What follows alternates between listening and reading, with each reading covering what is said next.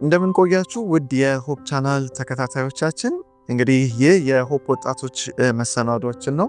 ይህ መሰናዶ በትንቢት ቃል የወንጌል አገልግሎት ከእዝራ ሴሚናሪ ዘርፍ ወደ እናንተ የሚቀርብላችሁ ነው። እንግዲህ የሆፕ ወጣቶችን ትምህርት በአዲሱ ተከታታይ ትምህርታችን ሁለተኛ ሳምንት ላይ እንገኛለን። የዚህ ሳምንት ትምህርታችን በአመራርነት ላይ ያሉ ትምህርቶች የሚል ይሆናልና የባለፈው ሳምንት በውይይቱ ላይ ስለ አብርሃም ተመልክተን ነበር። አሁን ደግሞ በዛሬው ውይይት ስለ ኢያሱ አጀማመር የምንመለከት ይሆናል። የኢያሱን መጽሐፍ ባንጀምርም ቀጥታ ወደ ኢያሱ ታሪክ የሚያስገቡን የኢያሱን የመጀመሪያ ታሪኮች የምንመለከት ይሆናልና በዚህ ውይይታችን ላይ አብራችሁን እንድትሆኑ፣ ሀሳብ አስተያየት ካላችሁ ደግሞ እታች በምትመለከቱት አድራሻ ሀሳቦቻችሁን እንድታጋሩን እንጠይቃችኋለን። በሚኖሩን ፕሮግራሞች በረከቱ ከእናንተ ጋር እንዲሆን አጭር ጸሎት አድርገን ፕሮግራማችን እንጀምራለን። እንጸልይ። በሰማይ ያለ የምትወደን አባታችን ሆይ ስለዚህ ጊዜና ሰዓት እናመሰግንሃለን። በዚህ ሰዓት ልታስተምረን የምትወደውን ጌታዊ ለልባችን እንድትናገረን እንጸልያለን። ከኢያሱ መማር የሚገባንን በተለይ በአመራር ላይ ያለን ሰዎችን እንድትናገረን ጌታዊ ለእኛ የሚያስፈልገን ቃል እንድትነግረን እንጸልያለን። ልቦቻቸውን ከፍተ እንደተናገርክ ጌታዊ ዛሬም ደግሞ ይህንን ለሚሰሙ ሁሉ ልቦቻቸው ተከፍተው እንዲሰሙ እንጸልያለን። ስለምትረዳን፣ ስለምታግዘን፣ በቃልህም ስለምትፈውሰን እናመሰግናለን። ይህን ሁሉ ጠየቅንህ በልጅህ በኢየሱስ ክርስቶስ ስም አሜን።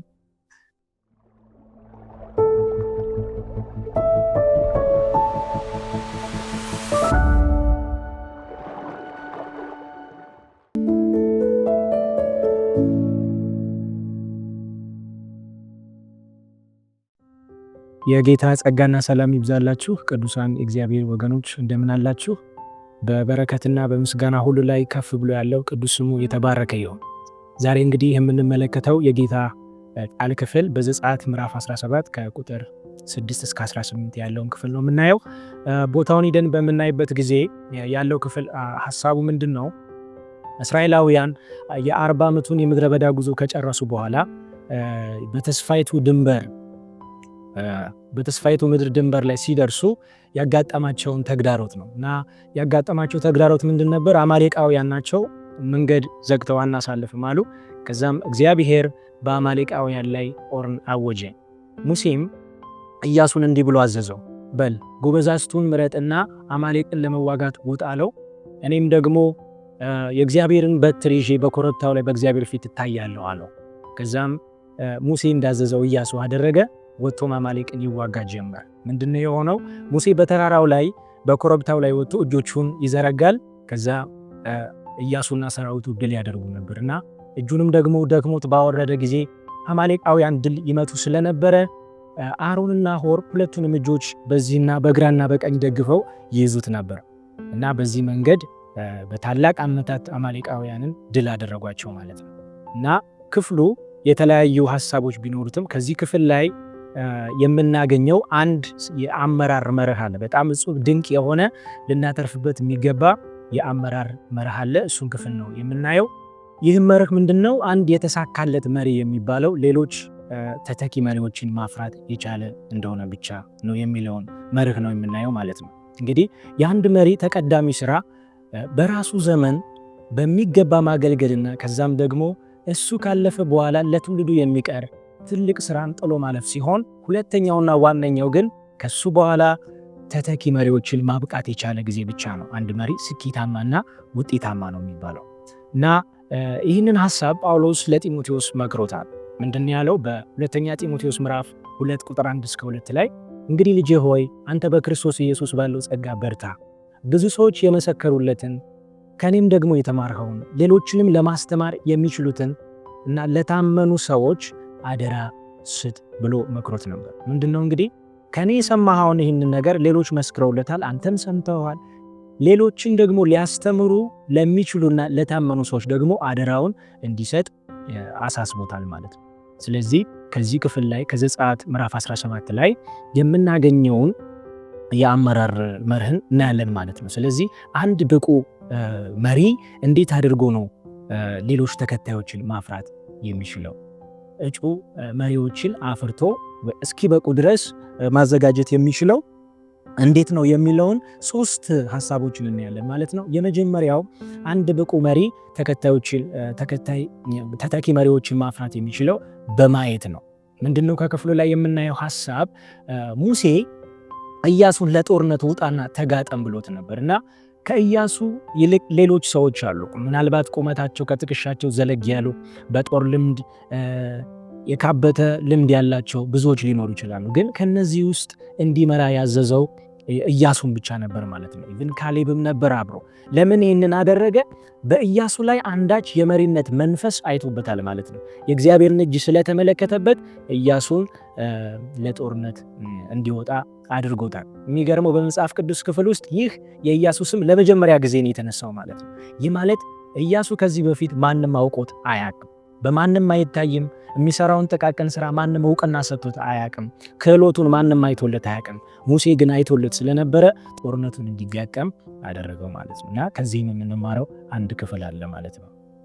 በነገራችን ላይ እግዚአብሔር ለትልቅ ስራ የመረጣቸው ለትልቅ ደግሞ ስፍራ ያጫቸው ብዙ ልጆች በጓዳ ያሰለጠናቸው የተመረጡ ምርጦች አሉት።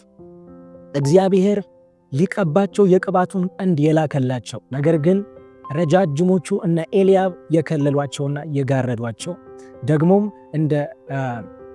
እንደነ ሳሙኤል ያሉ መሪዎች ያላዩቸው እግዚአብሔር ብቻ የሚያቸው ብዙ ዳዊቶች አሉ። እና አንድ የተዋጣለትና የተሳካለት መሪ የሚባለው እንደነዚህ ያሉትን ሰዎች አይቶ ሪኮግናይዝ አድርጎ በደንብ አይቶ ያበቃቸው ጊዜ ብቻ ነውና ሙሴ ያደረገው ይህንን ነበርና የመጀመሪያው የምንማረው መርህ ይህንን ነው። ሁለተኛው ደግሞ ማሰልጠን ነው። እንግዲህ ሙሴ ካለፈ በኋላ ኢያሱ የእርሱ ተተኪ ሆኖ ህዝቡን እንደሚመራ በሚገባ ስላወቀ ከአጠገቡ አልራቅም ነበር።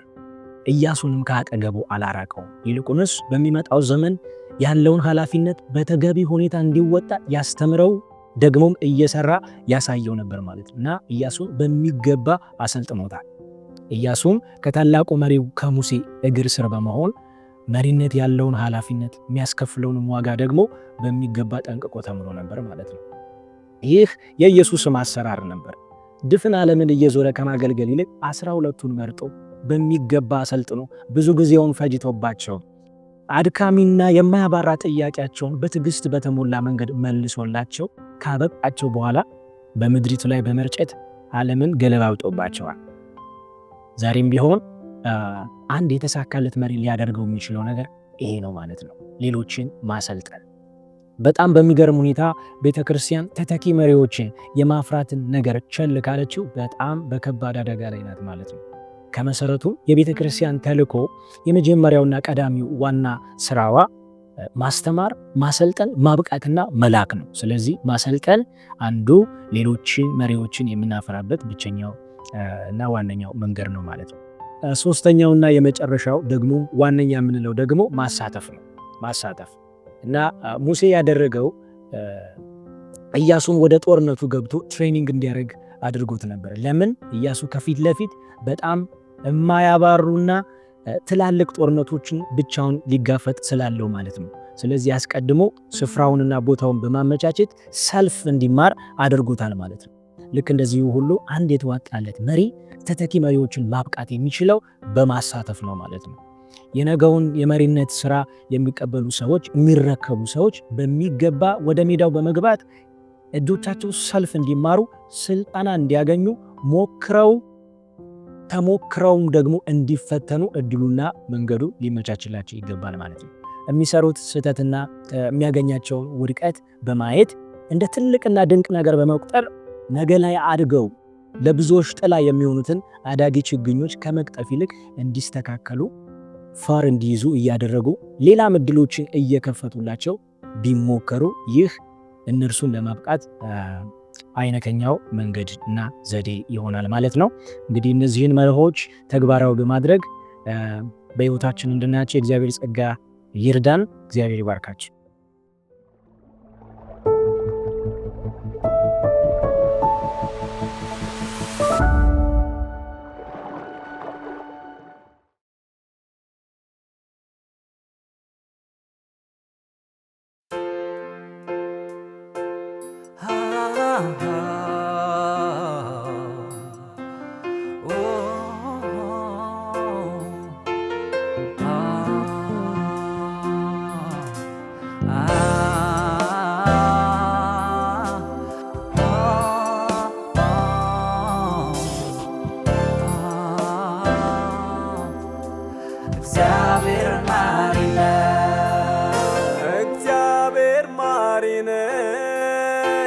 እግዚአብሔር ይቅር ባይ እግዚአብሔር ታጋሽ ነኝ በፍቅር ሁሉን ቻይ እግዚአብሔር ርኅሩህ ነኝ ምሕረት የበዛ ፍጥረታትን ሁሉ በፍቅር የምትገዛ እኛም ልጆችህ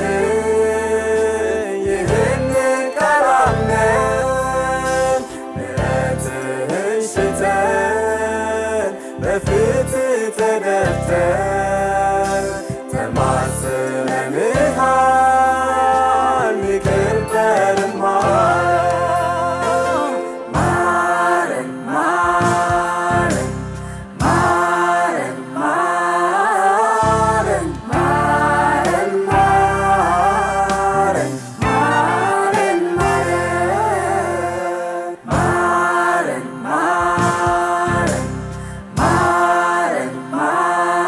ማረን ማረን ማረን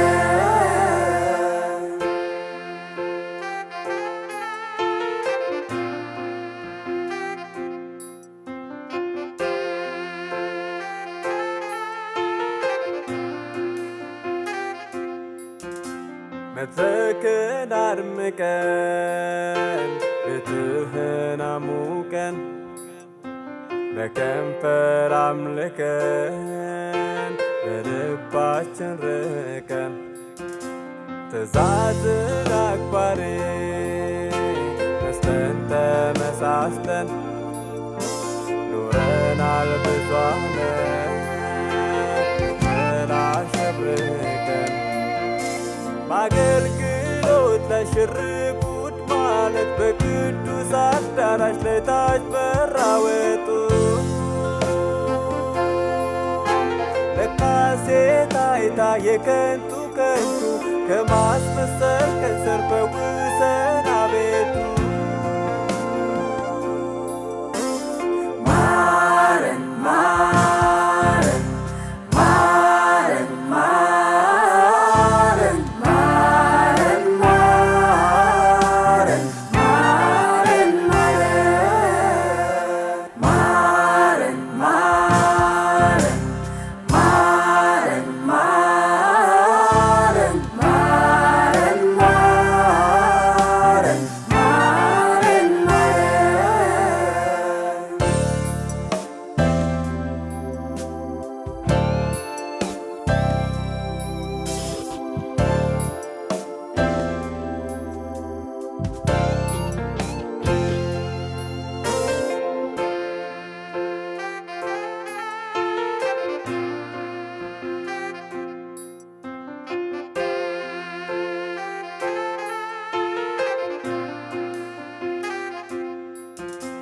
ከባዕድ ሴቶች ጋራ ተዋደን ተጋብተን አልተገረዙቱ ተዋልደን ተባስተን ካላመኑ ጋራ ለሥራ ተጠምደን ድንበርህን ጥሰን ከጠላት ጋር ዋልን ሌዋዊው ካህኑ ሊቀ ቀሳውስቱ ለመቅደሱ ሥራ ረስቶ መቀባቱ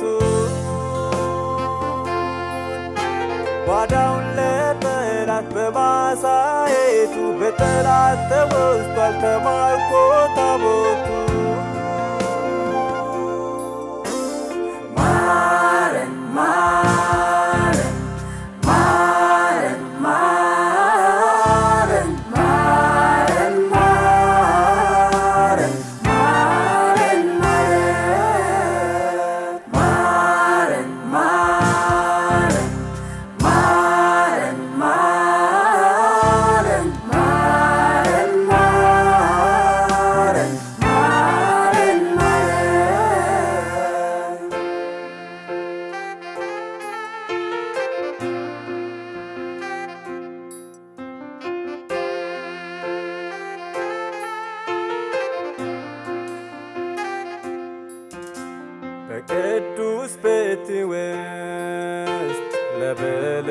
ሰዋን ለስዕል ምሳሌ አነባን አለቀስ ለዕጣኖችህ ለዳጎን አጤስን ፊታችንን አዙረን ልባችን ሰጠን ንስሐ ግቡ እያለ መለከት ነፊ አትስረቁ እያለ በሕዝብ ተፋፊ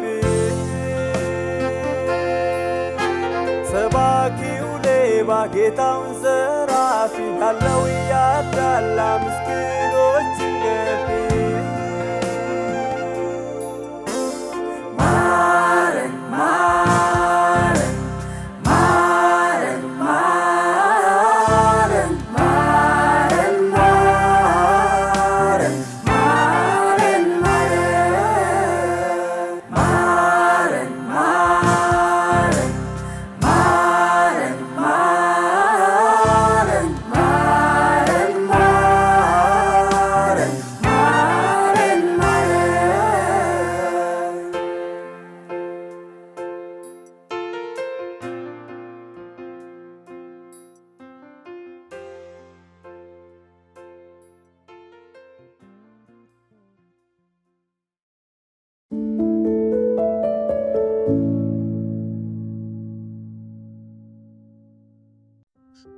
ሰላም እንደምንቆያችሁ ውድ የሆፕ ወጣቶች ፕሮግራም ተከታታዮቻችን፣ እንግዲህ የሳምንቱ የውይይት ጊዜያችን ላይ ደርሰናል። ይህ ጠሊቅ የተሰኘው በእግዚአብሔር ቃል መጥለቅ የተሰኘው ሳምንታዊ የሆፕ ወጣቶች የውይይት ጊዜ ነው ማለት ነው።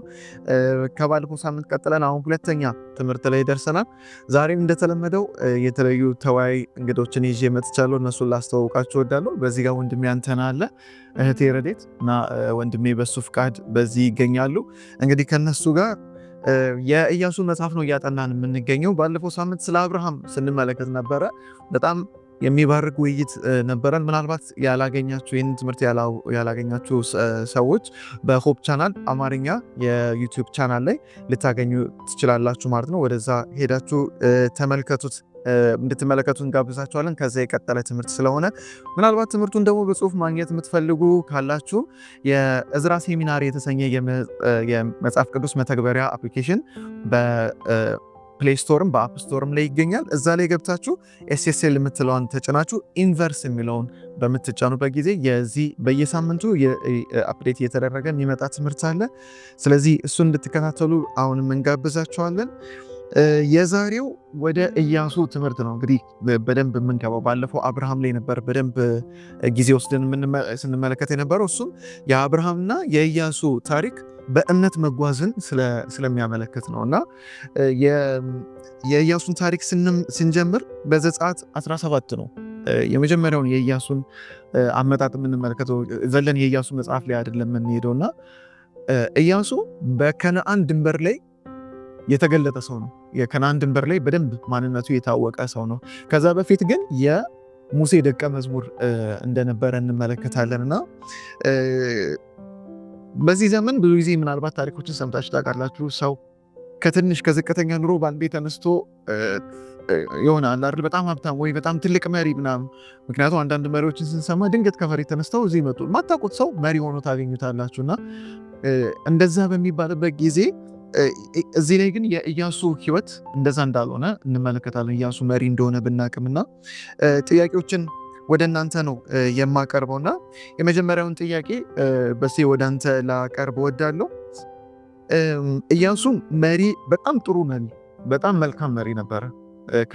ከበኋላም ከምናየው ታሪክ እንደምንመለከተው መሪ ግን ዝም ብሎ ሁሉም ነገር የተመቻቸለት አይደለም። በጣም በብዙ ፈተናዎች ነው የሚያልፈውና ለአንተ እኔ ከማቅም ባለበት የመሪነት ቦታዎች ላይ ባለፍክባቸው የመሪነት ቦታዎች ላይ ምን አይነት የግል ግድግዶች ምን አይነት ፈተናዎች ይገጥመዋል ብዙ ጊዜ እና ደግሞ በእግዚአብሔር ያለህን እምነት እንዴት እንዲያጠነክሩ ያደርጋሉ እነዛ ግድግዶች።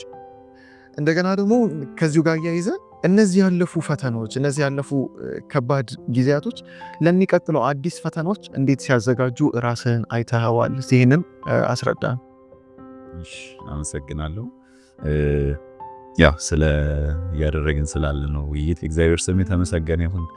መጽሐፍ ቅዱስ ውስጥ የእስራኤልን ሕዝብ መርተው የእግዚአብሔርን ሕዝብ መርተው ዛሬ ለኛ ትምህርት እንዲሆን እግዚአብሔር ስላስቀመጠው በቃሉ ስላስተማረን እግዚአብሔር ስም የተመሰገነ ይሁን። ወደ እኔ ሳመጣው እኔ ያን ያህል ያው በቤተ ክርስቲያን ሕዝብ አልመራውም። ያው በቤተ ክርስቲያን አገልግሎት እግዚአብሔር ሲያሳድገን አይተናልና ከኢያሱ የተማርኳቸውን እኔም ያዩዋቸውን የሌሉኝንም ነገሮች ላንሳና ከዛ ደግሞ እንዴት እንደተጠቀሙኝ ላንሳና አንደኛ ኢያሱ ሙሴ መጀመሪያ ወደ መሪነት ሲጠሩ እኔ ብቁ አይደለሁም የሚል ስሜት በውስጣቸው ነበርና which is right ትክክለኛ ስሜት ነው። ማንም በኃይሉ አይበረታም ይላልና ሙሴ ምን ያልችልም ብሎ ነበር። ኢያሱም ፈርቶ ነበር። አይዞ አትፍራ። ኢያሱ ምዕራፍ 1 ላይ ሄዳችሁ ብታዩ ቢያላዘዝኩም በቃ የማበረታቻ ቃል ነው። መቼ ስላልፈራ ሰው እንደዛ አይባልምና ኢያሱ ብርቱ ቢመስልም ነገር ግን ወደዛ እስኪመጣ ድረስ ምንም የመሪነት ኤክስፒሪየንስ አልነበረው እና ሁላችንም እኔም ሳይ በህይወቴ ሁላችንም ወደሆነ አገልግሎት ወይም ወደሆነ መሪነት ስንመጣ ምንም ነገር ይዘን አይደለም በእግዚአብሔር ፊት ብቁ የሆነ ነገር ይዘን አንቀርብምና ነገር ግን እግዚአብሔር ኢያሱ እንዳስተማረው እኛን ያስተምረናል። ኢያሱ በሙሴ እግር ስር ሆኖ ተምሯል። ከሙሴ ጋር ተራራ ወጥቶ ኦልሞስት እንደ ሙሴ ፊት ለፊት እግዚአብሔርን በተራራው ላይ በኮሬብ ወይም ደግሞ በሲና ተራራ ላይ እስከ ማውራት ባይደርስም በጣም ቅርብ የነበረው ግን እሱ ነው። እግዚአብሔርን ድምጽ እስከ መስማት ከሙሴ ጎን ነው እግዚአብሔር እንዴት እንደሚያገኘው ከእግዚአብሔር ጋር ጊዜ ማሳለፍን በደንብ ሲለማመድ ነበርና እኛም እንደ መሪ እኔም ፐርሰናሊ ባየሁት ከእግዚአብሔር ጋር ብዙ የሚያሳልፍ ሰው ያ እግዚአብሔር ያካፈለውን ነገር ለሌሎች ሼር ለማድረግ ብዙ አይቸገርም እና ቢቸገርም እግዚአብሔር ያግዘዋል እና ያንን ተምሬያለሁ። እንደገና ብቁ ያለመሆን መንፈስ ትክክለኛ መንፈስ ነው። ምክንያቱም ብቁ ወደሚያደርግ ወደ እግዚአብሔር እንድንነጠፍ ራሳችንን ለሱ እንድናስረክብ ይረዳናልና መጀመሪያ ላይ ብቁ አለመሆናችንን ማሰብ አለብን። ከዛ ደግሞ እኔም ብቁ አለመሆኔን የተረዳሁት ሁላችንም በዚህ በአገልግሎት ስንጠራ ሁላችንም በዚህ በሆነ ነገር ላይ መሪ ነን።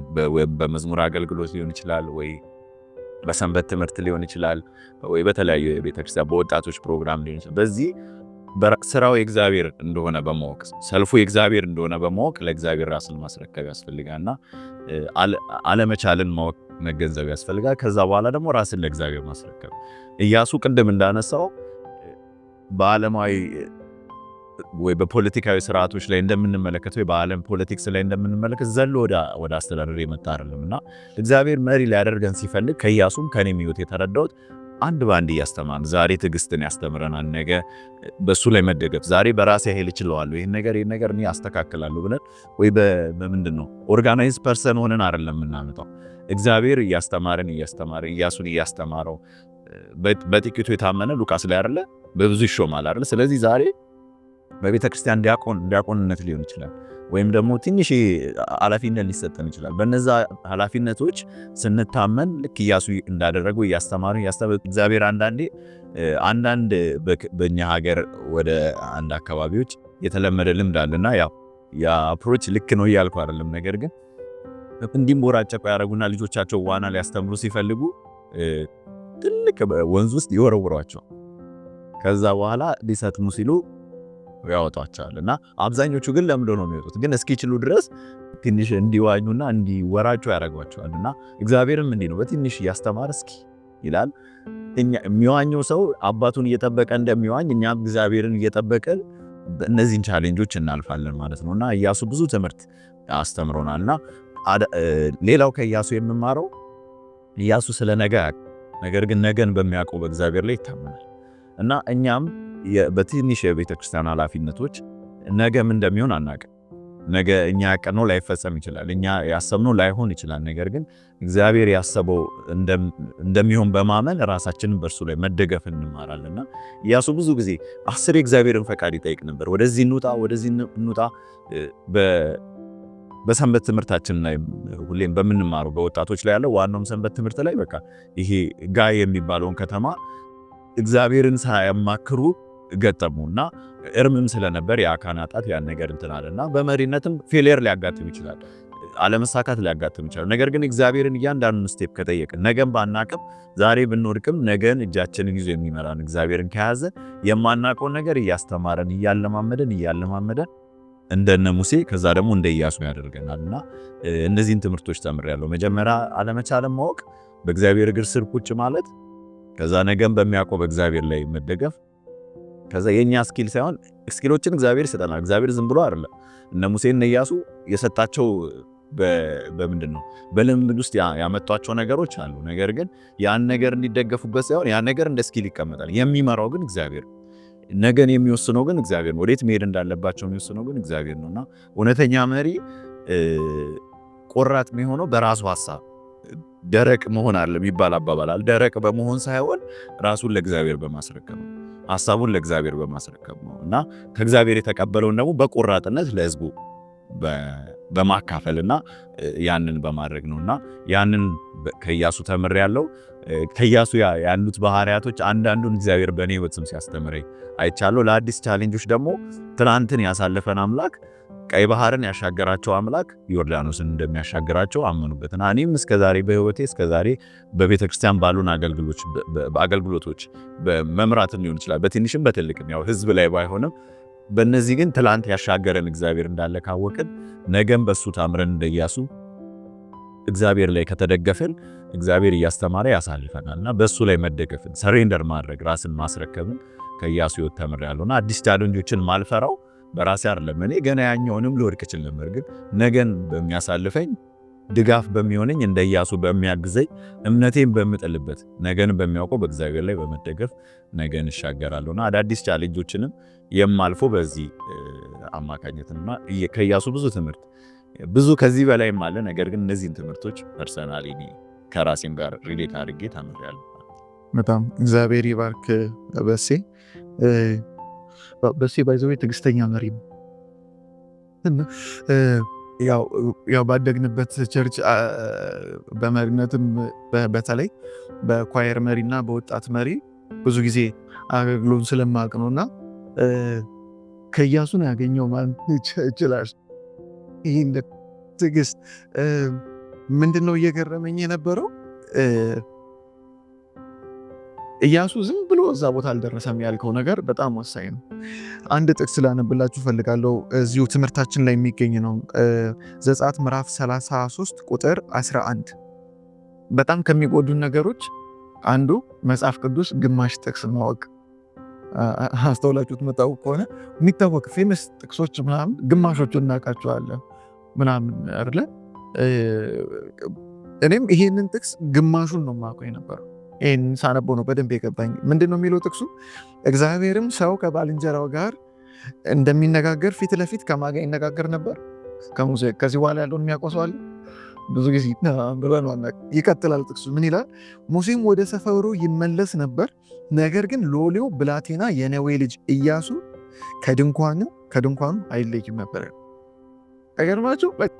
ብላቴና ነው፣ አንደኛ ትንሽ ልጅ ነው፣ ግን ሁል ጊዜ ከድንኳኑ የማይለይ ሰው ነበር። ለመሪነት በተለይ ከኃላፊነት ምናልባት በዚህ በሆፕ ቻናል የሚመለከቱን ሰዎች የግድ ትልቅ መሪ ላይሆኑ ይችላሉ። የግሩፕ መሪም ሊሆን ይችላል፣ የቤተሰብ መሪ ሊሆን ይችላል፣ አስተማሪ ሊሆን ይችላል፣ ኳየር ላይ ወጣት የሆነ ቸርች ውስጥ ያለ የሆነ ቡድን ኃላፊ ሊሆን ይችላል። ከልጅነት ጀምሮ ከእግዚአብሔር ጋር መሆን ያው ልጅ ላይሆን ይችላል፣ ግን ከእግዚአብሔር ጋር አብሮ ጊዜ ማሳለፍ የመጀመሪያው ኳሊቲ በቃ የመጀመሪያ ጥራት ያለው አመራር የሚመጣው ከእግዚአብሔር ጋር ባለፈ ጊዜ ነው። ከእግዚአብሔር ጋር በነበረ በተቆራኘ ጊዜ ነውና የኢያሱን ይህንን መመልከት ትችላላችሁ። በኋላ የመጡት ውሳኔዎች ቅድም ያለውን በዮርዳኖስ ጋር ኢቭን የዮርዳኖስን ታሪክ ስታነሱ እኮ የሞላ ወንዝ የሚሞላበት ጊዜ ላይ ነው አይደለ ዘሎ የገቡት። አትሊስት እንደ እስራኤላውያን በትሩን ምታውና የዛን እንደነበሩ መጀመሪያ በትሩን በበትሩ ወይ እንትን በለውና ከዛ ይከፈል ቢሆን እሺ ጥሩ ነበር፣ ግን እንደዛ አይደለም። ይሄኛው አሁን የዛኔ በትሩ ሲነሳ ነበር እንደዚያው። አሁን ከነግር ነው የምትገባው ነው የነበረው። ያንን ምንድን ነበር ስሙ ታቦቱን ይዘው በገቡበት ሰዓት የዛኔ ነው የቆመላቸውና ያንን እምነት ያገኙት ከዚህ ተነስተው ነው ብዬ አስባለሁና ከእግዚአብሔር ጋር የነበረ ጊዜ ለመሪነት በጣም አስፈላጊ ነው ብዬ አስባለሁ። ሁለተኛ ጥያቄን ወደ አንትሽ ማምጣት ፈልጋለሁ። የኢያሱን ታሪክ ወደፊት ሄደን ስንመለከት እንግዲህ እነ 10 ሰላዮች ተልከው ነበር፣ 11 ሰላዮች ተልከው ነበር አይደለ? እነዛ ሰዎች ሰልለው በመጡ ጊዜ ሌላው ሁሉ በቃ ክፉ ነገር በቃ እዛ ግብጽ በቀረን ብሎ በሚናገሩበት ጊዜ 2 ሰዎች ብቻ በእምነታቸው ጸኑ፣ ኢያሱና ካሌብ። ከዚህ ታሪክ ብዙዎች ተስፋ በቆረጡ ጊዜ አንተ ተስፋ ያልቆረጥክበት ጊዜ ነበር ወይ? እና ስለሱ ብትነግረን። ከዛም ጋር ደግሞ እንድትቆም በቃ እምነት እንዲጸና ያደረገህ ነገር ምንድን ነበረ? እሺ እግዚአብሔር ይመስገን እየተወያየ ነው ስላለ ነው ጥሩ ውይይት፣ እግዚአብሔር ይመስገን። መጀመሪያ ላይ አንተም አንስተዋልና ኢያሱና ካሌብ ወደዛ ስፍራ በተላኩ ጊዜ በጣም የሚያስፈሩ ነገሮችን ነው ሄደው ያዩት አይደለ? እዛ ቦታ ላይ የተለያዩ ሰዎች ነበሩ። የተለያዩ ኢቭን መጽሐፍ ቅዱስ ላይ ብዙም ያልተጠቀሰላቸው የኢናቅ ልጆች የሚባሉ ልጆች ነበሩ። በጣም ያስፈሯቸው ሰዎች እነሱ ነበሩ እና ሲያዩቸው ግዙፍ ናቸው። አካባቢው ላይ ቦታው ከናን ላይ በጣም የምታምር ናት። ምንድነው ወተትና ማር አይደለ ብለው የገለጹት ሲገልጹ ብዙ የሚያምሩ ነገሮች አሉ፣ ደስ የሚሉ እግዚአብሔር ሊያወርሳቸው ያዘጋጀላቸውን ነገር አሳያቸው ለነዛ ሰላዮች። ካሳያቸው በኋላ ግን ደግሞ አካባቢው ላይ የነበሩ ሰዎች የኢናቅ ልጆች አማሌቃውያን፣ እዛ ቦታ ላይ የነበሩ ሰዎች በጣም አስፈሪ ነበሩ። እነዚህ 10 ሰላዮች ትኩረታቸውን ያደረጉት እግዚአብሔር ሊያወርሳቸው ያለው ነገር ላይ ሳይሆን ይሄ ሊጋፈጡት ያለውን አስፈሪ ነው ብለው ያሰቡትን ትልቅ መሰናክል ወር ደግሞ ግድግዳ የሆነባቸውን ነገር ላይ ነው ትኩረታቸውን አድርገው የነበረውና ያንን ነገር ሲመለከቱ የሚገፋ ሆኖ አልታያቸውም እና ተስፋ ቆረጡ። ተስፋ ስለቆረጡ ይዘው የመጡት መልእክት ህዝቡን አሸብሮ ነበረ። ያ ቦታ በጣም እስራኤላውያንን ዋጋ ያስከፈለ ቦታ ነበረ። ለወደፊት ቶሎ ያንን ቦታ እግዚአብሔር ያዘጋጀላቸውን ነገር መውረስ ሲችሉ በመጠራጠራቸውና እግዚአብሔር ከነሱ ጋር መኖሩን ባለመመልከታቸው ፊት ለፊታቸው ላይ ያለውን የተደነቀረውን ነገር በመመልከታቸው እና ከእግዚአብሔር ላይ አይናቸውን በማንሳታቸው የተነሳ 40 ቀን ሊወርሱት የነበረውን ቃል የተገባላቸውን ምድር 40 ዓመት እንደፈጀባቸው እንመለከታለን። እና ተስፋ መቁረጥ የሆነ ደርሰዋል እኮ ትንሽ ቀን የቀራቸው ጫፍ ላይ ናቸው እኮ ደርሰዋል። 40 ቀን ሰለው ከመጡ በኋላ ግን ከባድ እንደሆነ ተሰማቸውና ከእግዚአብሔር ላይ አይናቸውን አነሱ። ያሻገራቸውን እንደውም እዛ ቦታ ላይ እስራኤላውያን ሲሸበሩ ከዛ በፊት የተሸበሩበት አንድ ቦታ ነበረ። ግብፃውያን ከኋላ እያሳደዷቸው በመጡበት ጊዜ የተሸበሩበት ሽብር ማለት ነው። ከዛ የባሰ ነው እዚህ ቦታ ላይ የተሸበሩት። እዛው ግብፅ ብንጠፋ ነበር አሉ አይደል? እያሉ አለቀሱ፣ ብዙ ነገር አሉና ተስፋ ቆረጡ። እስራኤላውያን በዛ ስፍራ ላይ ረስተው ነበር አብሯቸው የነበረው ያመጣቸውን እዛ ድረስ ያመጣቸውን እግዚአብሔርን ረስተው ነበር። አይናቸውን አነሱ ከእግዚአብሔር ላይና በህይወታችን ብዙ ጊዜ እንደዚህ አይነት ነገር ያጋጥመናል አይደል? ብዙ ግድግዳዎች ያጋጥሙናል፣ ብዙ ፈተናዎች ያጋጥሙናል። ኢቭን ተስፋ የሚያስቆርጡ ሰዎችም ያጋጥመናል። አጠገባችን ያሉ ሰዎችም ይኖራሉ። ሁለት ናቸው አይደለ? ሁለቱ ናቸው፣ ኢያሱና ካሌብ ናቸው። ተስፋ ያልቆረጡትና ያዩትን ነገር እግዚአብሔር ያሳለፋቸውን ነገርና እንደገና ሊያወርሳቸውን ያለውን ነገር አይተው በደስታ ጥሩ የሆነ መልእክት ይዘው የመጡት ግን እነዚህ 10 ፈርተዋል። እኛ ህይወታችን ላይ እስቲ ብናስበው 2 ሰዎች ሆነን ፖዚቲቭ ነገር ይዘን ብንመጣና ሌላው 10 ኔጌቲቭ ቢሆን እንዴት ነው እናንተ ካላችሁ ተንሳንተ ምንለውን የካብለን እንትን ምንለውና አይናችንን ማድረግ ያለብን ቃል የገባለን እግዚአብሔር ላይ ነው እንጂ ፈተናው ላይ አይደለም። ትልቁ ከፈተናችን በላይ የሆነው እግዚአብሔርን ነው ትኩረት ማድረግ ያለብን እና ብዙ ጊዜ አለ እንደዚህ አይነት ነገር ህይወታችን ላይ። እኔ አሁን ጥቀስ ብትለኝ ብዙ ነገር ልጠቅስ እችላለሁ። በህይወታችን ብዙ ያጋጥመናል። እያንዳንዳችን በህይወታችን እንደዚህ አይነት ነገሮች ያጋጥሙናል እና ክርስቶስም አጋጥሞት ነበር እንደዚህ አይነት ነገር አይደለም። በዚህ ምድር ላይ በሚመላለስበት ጊዜ ተቃውሞ ደርሶበታል ከሰዎች ብቻውን የቀረበት ጊዜ ሁላ ነበረ። ብቻውን ለብቻው የቀረበት ታይም ደቀ መዛሙርቱ ራሱ ክደውት ጥለውት ሄዱ ጊዜ ደቀ መዛሙርቱ ብቻ አይደሉም፣ እግዚአብሔር አብ ራሱ አባቱ ራሱ የተወው ጊዜ ነበርና ትቶት ነበረ። ያን ያህል ብቻውን የቀረበት ጊዜ ነበርና እንደዛም ሆኖ ግን የመጣበትን ዓላማውን አልሳተም ነበር። እስከ መስቀል ድረስ የመጣበትን ግብ አከናውኖ እኛን ሲያድነን የመዳናችን በር የመዳናችን ምክንያት ሲሆን እስከ መስቀል ድረስ ብቻውን ሲጋፈጥልን እንመለከታለን። ከክርስቶስ ሕይወት የምንማረው ይሄንን ነውና አንድ ጥቅስ አንብቤ መጨረስ እፈልጋለሁ። ዕብራውያን ምዕራፍ 12 ቁጥር 1 ላይ እንግዲህ እነዚህን የሚያህሉ ምስክሮች እንደ ደመና በዙሪያችን ካሉልን እኛ ደግሞ ሸክምን ሁሉ ቶሎም የሚከበንን ኃጢአት አስወግደን የእምነታችንንም ራስና ፈጻሚውን ኢየሱስን ተመልክተን በፊታችን ያለውን ሩጫ በትዕግስት እንሩጥ። እርሱ ነውርን ንቆ በፊቱም ስላለው ደስታ በመስቀል ታግሶ በእግዚአብሔር ዙፋን ቀኝ ተቀምጧልና። ቁጥር 3 ላይ በነፍሳችሁ ዝላችሁ እንዳትደክሙ ከኃጢአተኞች የደረሰበትን እንዲህ ባለ መቃወም የጸናውን አስቡ። ክርስቶስ ሁሉም ትቶት ነበር።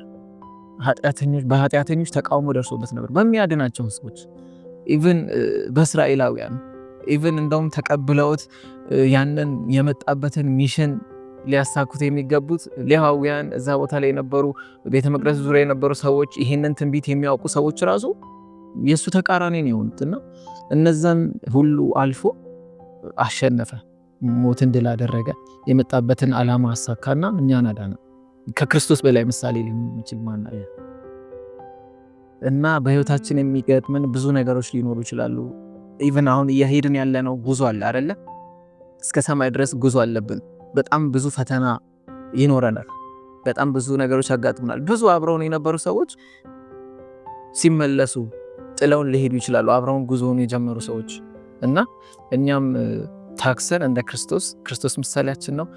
እንደ ኢያሱም እዚህ አሁን እየተማርን ያለነው ይሄ ተከታታይ ትምህርት ስለ ኢያሱ ነውና ኢያሱ እና ካሌብ እንዳልፈሩ ያዩትን ነገር ትልቅነት ሳይሆን እግዚአብሔርን ትልቅነት አይተው መልካምን ዜና እንዳበሰሩ ለእስራኤላውያን ልብሳቸውን ቀደዱ ይላል። ራስ ልብሳቸውን ቀደው እስራኤላውያን በተሸበሩበት ሰዓት እግዚአብሔር ያወርሰናል ያየናት ምድር መልካም ምድር ናት ያሉ የምስራችን ሲናገሩ እንመለከታለንና እንደዛ ልንሆን ትልቅ ትምህርት እግዚአብሔር አስቀምጦልናል። ከኢያሱና ከኢየሱስ ክርስቶስ ብዙ ነገሮችን መማር እንችላለንና እኔም በህይወቴ ይህንን ነው ማስቀድመውና እግዚአብሔር ይርዳን። ግን እግዚአብሔር ካረዳን አንችልም፣ ከባድ ነውና ብዙ ሰዎች ቀደም እንዳልኩት ካፈገፈጉ እነሱ ካፈገፈጉ የምንልበት ጊዜ ሊመጣ ይችላልና ኢቭን ትልቅ ቦታ የምንሰጣቸው ሰዎች ሊሆኑ ይችላሉ። በቤተክርስቲያን ሊሆን ይችላል፣ በህይወታችን ትልቅ ቦታ የምንሰጣቸው ሰዎች ሊሆኑ ይችላሉ። እነሱም ሲያፈገፍጉ እኛ ማፈግፈግ ሳይሆን ትልቁ ምሳሌያችን ክርስቶስ ሊሆን ይገባል። እግዚአብሔር ይባርካችሁ። አሜን። እግዚአብሔር ይባርክ። እውነት ነው። በተለይ ብዙ ጊዜ አብራችሁ ጊዜ ያሳለፋችሁት ሰው ጋር ሲሆን ደግሞ ሞር ይከብዳል። ድንገት ከማታውቁት ሰው ጋር ምናምን ቢሆን ችግር የለውም። ግን አብራችሁ ብዙ ጉዞ ተጉዛችሁ መጣችሁ ምናምን በጣም ብዙ ማለት ነው። አሁን ለምሳሌ ሙሉ ቤተሰብ ሊሆን ይችላል። ሙሉ ቤተሰብ አብራችሁ ኖራችሁ የሆነ ሰዓት ላይ መለየት ሊኖርብ ይችላል። በቃ ምናልባት ይሄንን በማያምኑ ሰዎች መካከል ልናየው እንችላለን። በቃ ለዓላማቸው መጽናት ይኖርባቸዋል ከቤተሰብ ተለይቶና ከመከራው ጀርባ ከፈተናው ጀርባ ያለውን ነገር አሻግሮ ማየት የሁል ጊዜ ምንድነው መመሪያችን መሆን አለበት። ምክንያቱም ስለ ኢየሱስ ራሱ ሲናገር አይደለ በፊቱ ያለውን ደስታ አይደለ አይቶ እንደታገሰ ይናገራል መጽሐፍ ቅዱሳችንን ስናነብ። ስለዚህ ለዓላማው እንደጸና ሰው ደግሞ በጣም ብርቱ ሰው የለም። ለዓላማው እንደጸና ሰው በቃ ያንን በእጁ ጨብጦ እንደያዘ ሰውና የነ ኢያሱና ካሌብን ራሱ ስንመለከት ዘኍልቍ ምዕራፍ 32 ቁጥር 11 እና 12 ላይ ምን ይላል? እርሱም በእውነት እግዚአብሔርን ፈጽመው ከተከተሉ ከነዚህ ከቄኔዛዊው ከዮፎኒ ልጅ ከካሌብና ከነዌ ልጅ ከኢያሱ በቀር ከግብፅ የወጡት ከ20 ዓመት ጀምሮ ከዚያም በላይ ያሉት ሰዎች እኔን ፈጽመው አልተከተሉምና ለአብርሃምና ለይስሐቅ ለያዕቆብም እሰጥ ዘንድ የማልኩበትን ምድር አያዩም ብሎ ማለ ይላል እግዚአብሔር። ከግብፅ የወጡት እንግዲህ የተቆጠረ የምናውቀው ወደ 600 ሺህ የሚሆን ሰው ነው አይደለ?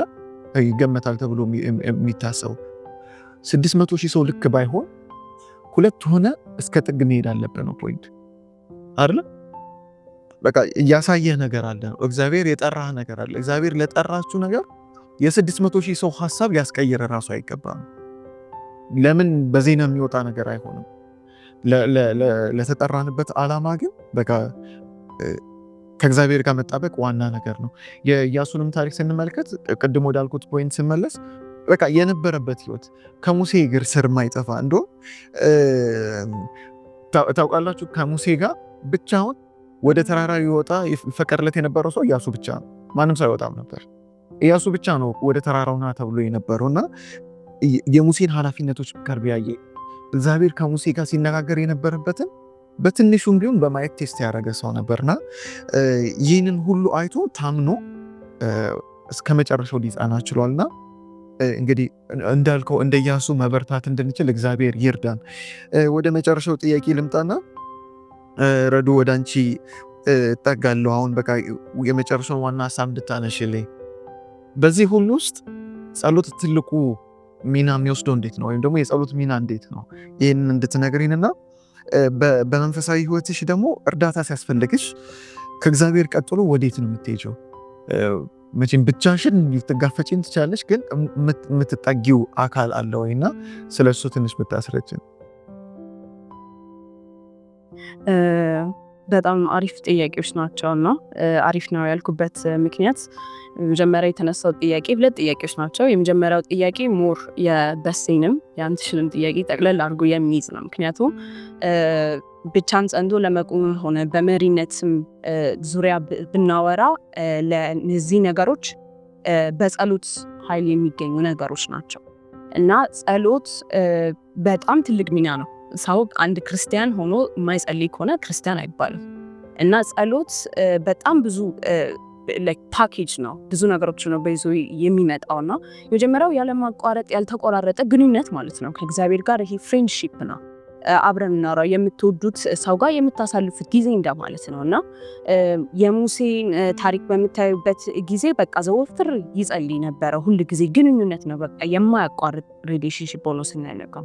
በሌላ መልኩ በምናይበት ጊዜ ደግሞ ጸሎት የእግዚአብሔርን ቦታ ሳይሆን የእኛን ቦታ ወደሱ ከፍ እንድንል የሚያደርገን ነው። ምክንያቱም ሙሴን አይታችሁ ከሆነ ከዛ ከጸሎቱን ቦታ ከእግዚአብሔር ጋር ተገናኝቶ ሲመጣ ፊቱ ራሱ ይቀየር ነበረና ኢቭን ለእስራኤላውያኖች ራሱ እግዚአብሔር ከነሱ ጋር በመሆኑ የሚታያቸው በሌሎች አሕዛብ መካከል ራሱ ፍርሃት እንዲኖርባቸው ይፈጥሯቸው ነበርና ያ ሁሉ ከእግዚአብሔር ጋር ባለ ግንኙነት የሚመጣ ነውና ሌሎች ነገሮችንም በምናይበት ጊዜ ደግሞ በዋነኝነት ኃይልን የምንቀበልበት ነው፣ ወይም ደግሞ ድልን የምናገኝበት ነው።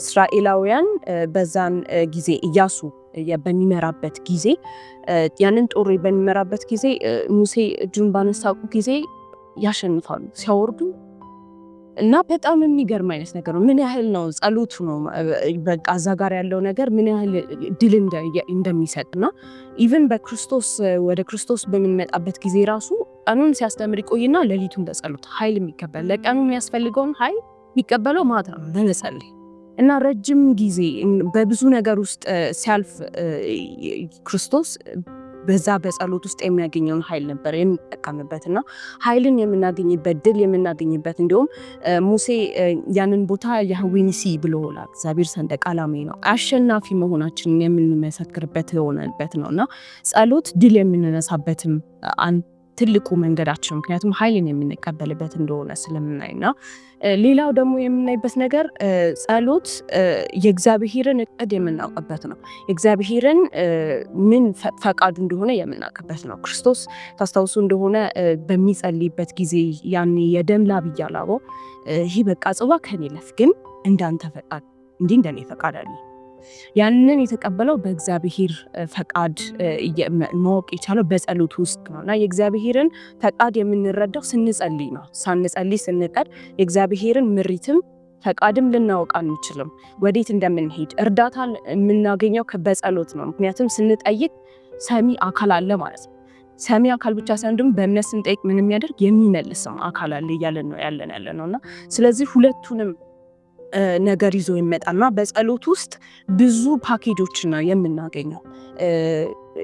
ኤለን ጂ ዋይት በምትናገርበት ጊዜ እንደውም ጸሎት ሌላ የአገልግሎት ዘርፎች ከሚሰጠው ውጪ እግዚአብሔር በጸሎት ውስጥ ትልቅ የሆነ በረከቱን ለክርስቲያኖችና ለአማኞች ያስቀምጣል ይታለች እና ስለዚህ በዛ ውስጥ ትልቅ የሆነ ነገር ነው የምናገኘው እና ሳንጸልይ ቀረን ማለት እነዚህን በረከቶች ሁሉ አባከን ናቸው ማለት ነው እና ስለዚህ ጸሎት በጣም ትልቅ የሆነውን ነገር እንደሚይዝ እንመለከታለን እና አንድ በጣም የምወደው ታሪክ አለ ስለ አንድ ታዋቂ ታሪክ ነው። ምናልባት ታውቁት ትችላላችሁ። ስለ አንድ ነብርና ስለ ሚዳቋና በሌሊት ላይ ማታ ላይ ነው እና ሚዳቋም እኔ ከአደጋ ጠብቀኝ ከሚያጠቃኝ ብላ ጸልያ አደረች አሉ። ከዛ ነብር ምን አለ ለምበላው ስጠሽ በሚለው ጸልያና አደራሉ። ከዛ በኋላ በሚቀጥለው ቀን ጧት ላይ ነብርና ሚዳቋ ተገናኙ። እንግዲህ እግዚአብሔር ለማን ሊሰጥ ነው? ምክንያቱም ሚዳቋም ጸልያለች፣ ነብርም ጸልያል እና ከዛ በዛን ጊዜ ለእግዚአብሔር ለሚዳቋ ሩጪ ብሎ ነገራታል። ከዛ በኋላ ነብርን ደግሞ ምን አለው ሂድና ተከተላት እሷን ብሏት። ከዛ በኋላ ሚዳቋም መሮጥ ጀመረች፣ ነብር የሚከተላት ጀመር። ከዛ በዛ ፍትጊያ ውስጥ እያሉ አንድ ለመሮጥ በምትፈራገጥበት ጊዜ በዛ የተኛ አንድ ከርኮሮ ሆዱን ትረግጠዋለች። ልክ ስትረቅጠው የሚትሮጠውን ሚዳቋ አይተውና ነብር ያንን ከርከሮ ይበለዋል ማለት ነው። ከዛ በኋላ በአንድ ዶም ፌመስ የሆነ ንግግር ከዛ ተሰጠው። ይሄ ታሪክ ነው። አውጣኝ ያለው ወጥቶ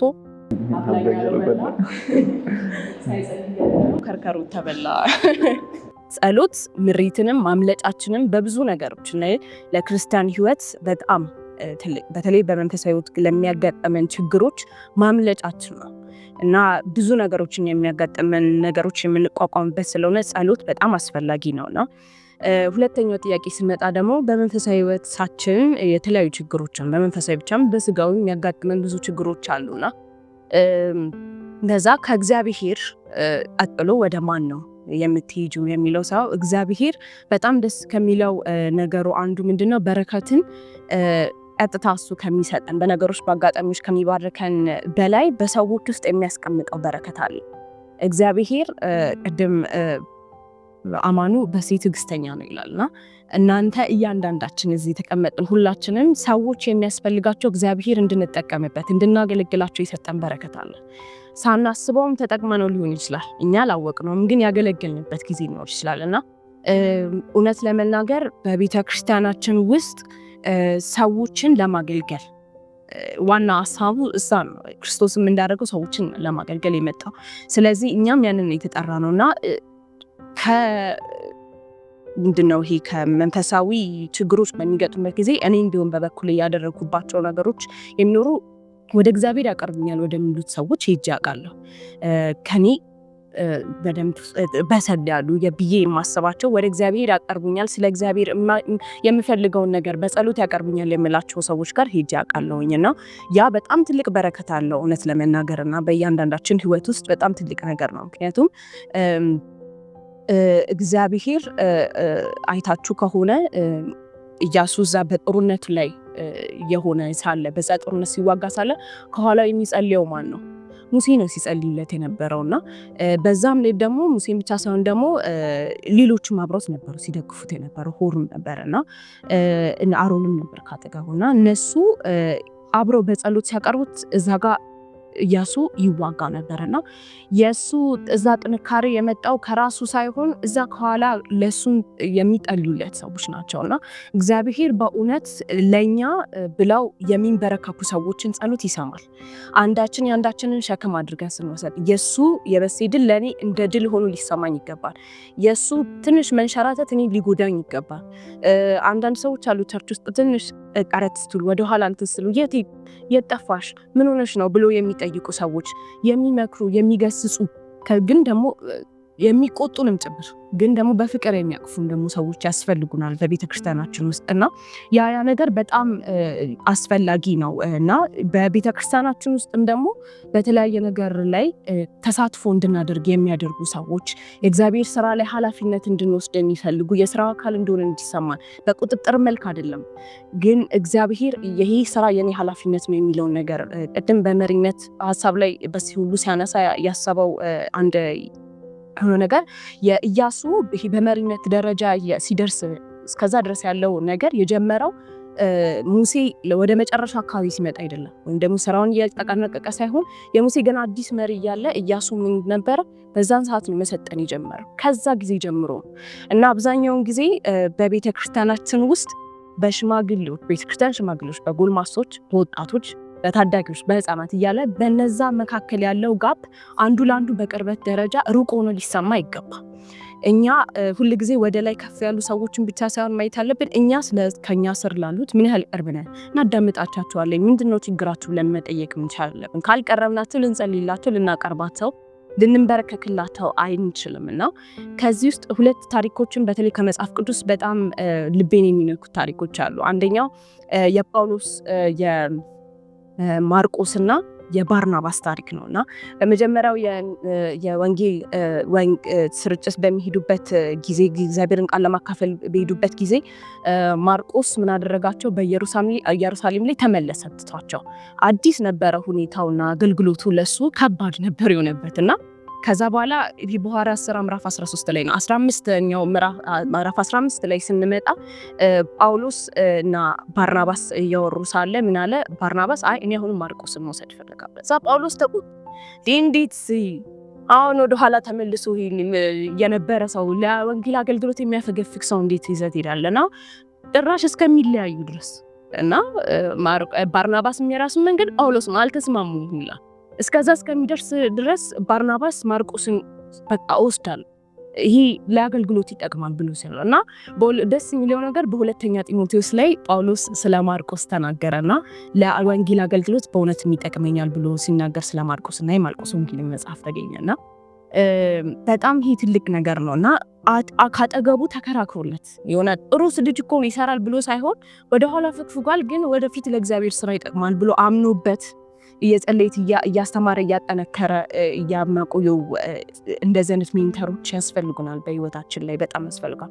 ሌላው በክርስቶስ በቅፍርናሆም እያደረገ የነበረው ላይ እያስተማረ በነበረበት ጊዜ እነዛ ሽባ የሆኑ ጓደኞቹ 4 ሆነው ጣራውን በስተው አስቡት እንግዲህ ሽባን ሰው ጣራ አስገብተውና ምን ያህል ዴዲኬሽን ነው ወንድ ጓደኛቸው እንዲራመድ የመፈለጋቸው ማለት ነውና ለሱ የማይቆፍሩት ነገር የለምና ያን አይነት ነገር ነው በእያንዳንዳችን ምክንያቱም ይሄ የክርስቶስ ባህሪ ነውና አንዳችን ያንዳችን ሸክም መሸከሙና ለወደ ሰዎች መሄዳችን በጣም ትልቅ የሆነ ለእያንዳንዳችን የሚያስፈልግ ነውና ለመጨረሻ አንድ ጥቅስ እንዳንትሽ አቀሺ ማለፍ የምፈልገው በቆላስይስ ምዕራፍ 1 ከቁጥር 9 እስከ 14 ያለውን ማንበብ እፈልጋለሁ።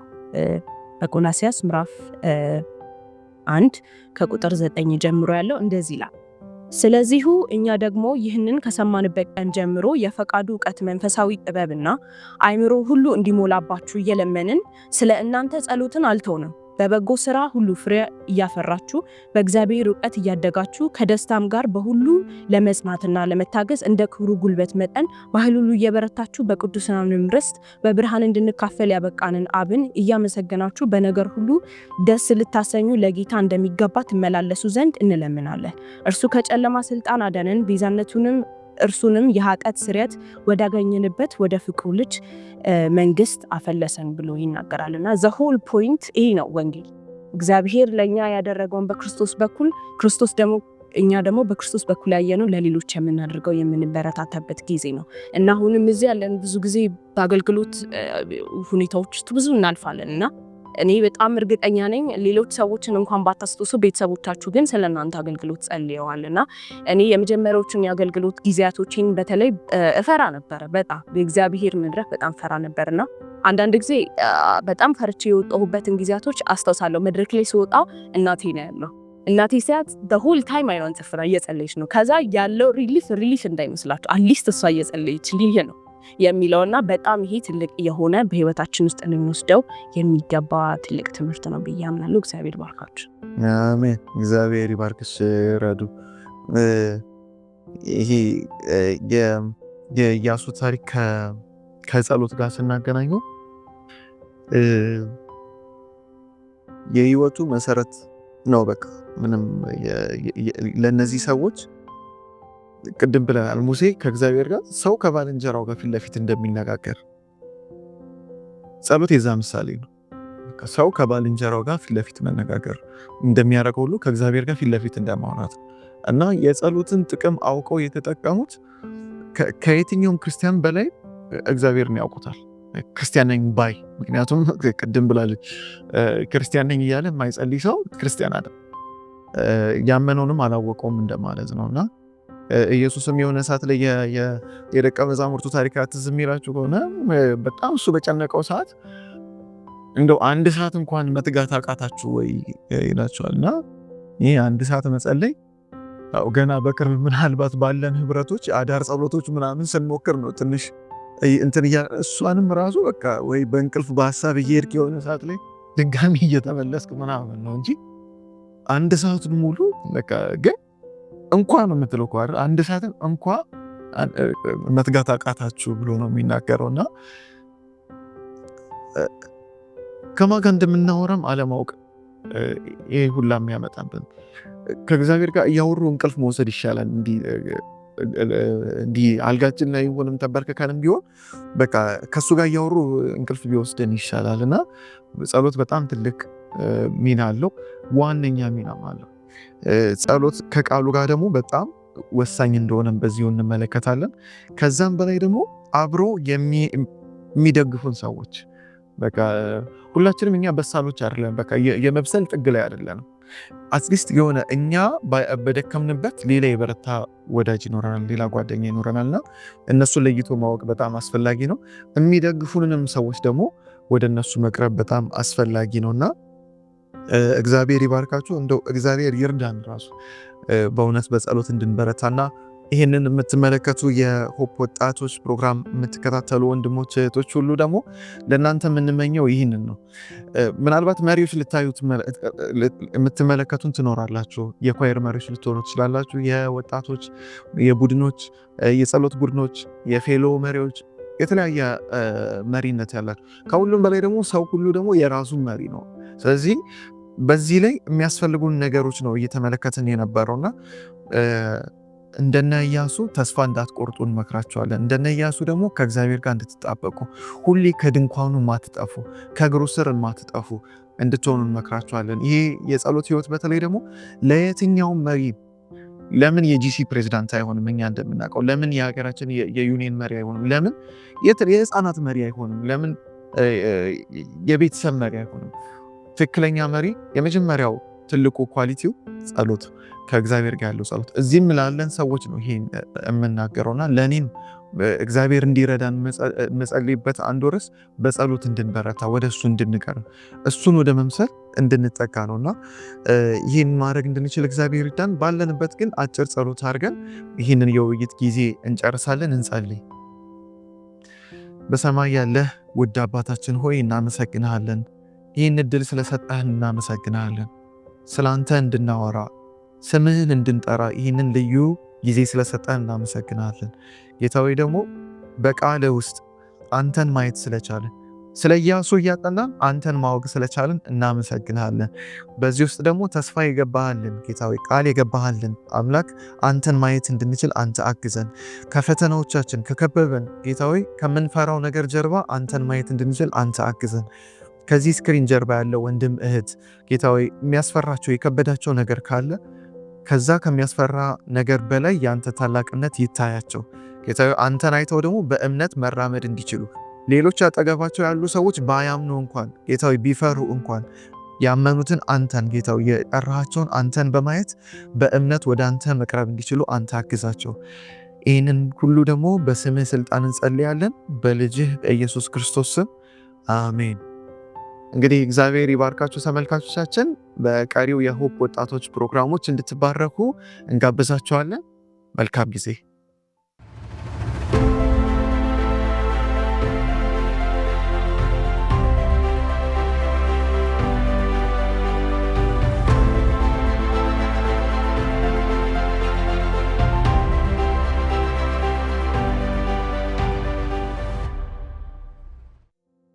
ሙሴ ካደገ በኋላ የፈርዖን ልጅ እንዳይባል በእምነት እምቢ አለ። ከግብፅም ብዙ ገንዘብ ይልቅ ስለ ክርስቶስ መነቀፍ እጅግ የሚበልጥ ባለጠግነት እንዲሆን አስቧልና ለጊዜው በኃጢአት ከሚገኝ ደስታ ይልቅ ከእግዚአብሔር ሕዝብ ጋር መከራን መቀበል መረጠ፣ ብድራቱን ትኩር ብሎ ተመልክቷልና። ለብዙ መሪዎች፣ ለብዙ ካህናት የመጀመሪያ መነሻ የሆነው ሙሴ እውነተኛውን ደስታ መረጠ። በነበሩን ፕሮግራሞች በውይይቱም ሆነ በመግለጫው ላይ እንደተመለከታችሁት ኢያሱ ይህንን ኳሊቲ ያገኘው፣ ይህንን ትልቅ ማንነት ያገኘው አብሮ ከሙሴ ጋር ነበር። ይህንንም በእርግጥ ለማወቅ ምን ያስፈልገናል? ሙሴ ምን አይነት ህይወት እንደኖረ። እርሱም እግዚአብሔርን ደስ ማሰኘት መረጠ። በኃጢአት ከሚገኝ ከጊዜያዊ ደስታ ይልቅ ከእግዚአብሔር ሕዝብ ጋር መከራን መረጠ። ለምን? ብድራቱን ትኩር ብሎ አይቷልና፣ የሚመጣውን ትኩር ብሎ አይቷልና። ስለዚህ በዚህ ሰዓት ላላችሁ፣ ይህን ለምትከታተሉ ወጣቶች፣ ምናልባት ፓስተሮችም ካላችሁ፣ መሪ ለሆናችሁ ሰዎች ሁሉ አንድ ጥሪ ላቀርብላችሁ እወዳለሁ። የሰዎችን ደስታ ወይ የራሳችንን ደስታ አይደለም ማየት የሚገባን፣ የእግዚአብሔርን ደስታ። ብድራታችን የኢየሱስ ደስታ ነው። ስለዚህ ይህንን እያስተዋልን አብራችሁኝ ይህንን ጸሎት እንድትጸልዩ እጋብዛችኋለሁ። የምትወደን አባታችን ሆይ እናመሰግናለን። ታማኝ አድርገህ ቆጥረህ ሕዝብህን እንድንመራ፣ ከኛ ስር ያሉ ሰዎች እንድንመራ ስለሰጠህን እጅግ አድርገን እናመሰግናለን። ጌታ ሆይ እንደ ኢያሱ እንደ ሙሴ ብድራታችንን ትኩር ብለን ማየት እንድንችል አንተ አግዘን። ከሚታየው ከሚያባብለው ከፍርፋሪው ደስታ ይልቅ ጌታ ሆይ የአንተን ደስታ መመልከት እንድንችል አንተ አግዘን። መንፈሳዊ አይኖቻችን እንድታበራ እንጸልያለን። ምናልባት በመምራት እየተቸገረች ያለች ጌታዊ ወንድሞች እህቶች ቢኖሩ፣ ፓስተሮች፣ አገልጋዮች፣ ጌታው የቤተሰብ መሪዎች፣ እናት፣ አባት ይህንን የሚመለከቱ ካሉ ብርታት አንተ ስጣቸው። ጌታ ሆይ ወደ ዓለም አይደለም የሚመሯቸው ጌታዊ አንተን ወደ መምሰል እንዲመሯቸው ጌታዊ ብርታትን ጸጋን እንድትሰጣቸው እንደምናለን። ጌታዊ በሚያስፈልጋቸው ደካማ በሆኑበት ነገር ላይ የአንተ ጸጋ እንዲበዛላቸው እኔ ጸልያለሁ። ምናልባት ደግሞ በጸሎት የደከመ ወንድም ካለ ጌታዊ መሪ ያለ ጸሎት ምንም ክርስቲያን እንዳልሆነ በቃል እንደተማር ነው። የትኛውም አይነት ክርስቲያን ያለ ጸሎት ደካማ እንደሆነ የራሱንም ህይወት መምራት እንደማይችለው ሁሉ ጌታዬ እባክህ የጸሎትን ህይወት አንተ አለማምደን፣ ከቃልህ ጋር ጊዜ መውሰድን አንተ አስተምረን። አንድ ሰዓት እንኳን መትጋት አቃታችሁ ያልከን ጌታዬ ከዛም በላይ ከአንተ ጋር ጊዜ ማሳለፍን እንድንለምድ አንተ አግዝን። በምንም አይነት ስራ ውስጥ ብንወጠር፣ ለአንተ አገልግሎትን ብንወጠር ጌታ ሆይ ከአንተ ጋር ጊዜ ማሳለፍን እንዳንረሳ አንተ አግዘን። ጌታ ሆይ ሁሉንም ነገር መቀበል የምንችለው በጸሎት ነውና፣ መልካም የሆነውን ነገር ከአንተ ማግኘት የምንችለው በጸሎት ነውና እንድታበረታን እንደምንሃለን። ጌታ ሆይ ደግሞ መልካም መሪዎች ሆነን ልክ እንደ ሙሴ ከስራችን የሚመጡ እንደነ ኢያሱ ያሉትን መሪዎች ደግሞ ይበልጥ ጌታ ወደ አንተ ማቅረብ እንድንችል አንተ አግዘን። ስለዚህ ከዚህ ስክሪን ጀርባ ያለው ወንድሜን እህቴን አንተ አበርታቸው። በመሪነት አንተ ጌታ ሆይ እንድትቀባቸው፣ እንድታበረታቸው፣ እንድትገፋቸው ጌታ ሆይ ይበልጥ ወደ አንተ ደግሞ እንድትስባቸው እንጸልያለን። ይህንን ጸሎታችንን ስለሰማ ተመስገን። ቀሪውን ጊዜና ሰዓት ሁሉ አንተ ተረከብ። በልጅህ በኢየሱስ ክርስቶስ ስም አሜን። እንግዲህ አብራችሁን ይህን ጸሎት የጸለያችሁ ወንድም እህቶች ሁሉ እግዚአብሔር አብራችሁ እንደሆነ እንድታምኑ አሁንም እንገፋችኋለን። ምናልባት ለሚኖራችሁ ምንም አይነት ጥያቄ፣ አስተያየት ከስር የምታገኙትን የሆፕ ቻናል አድራሻዎች እንድትመለከቱ እንጋብዛችኋለን። ይህን ቪዲዮ ደግሞ በቲቪ የምትመለከቱ ካላችሁ፣ ድንገት ያመለጣችሁ ካላችሁ ሆፕ ቻናል ኢትዮጵያ አማሃሪክ የሚል የዩቲዩብ ቻናል አለን። እሱ ላይ ገብታችሁ ያመለጧችሁን ቪዲዮች ሁሉ ልትከታተሉ ትችላላችሁ። እግዚአብሔር ይባርካችሁ።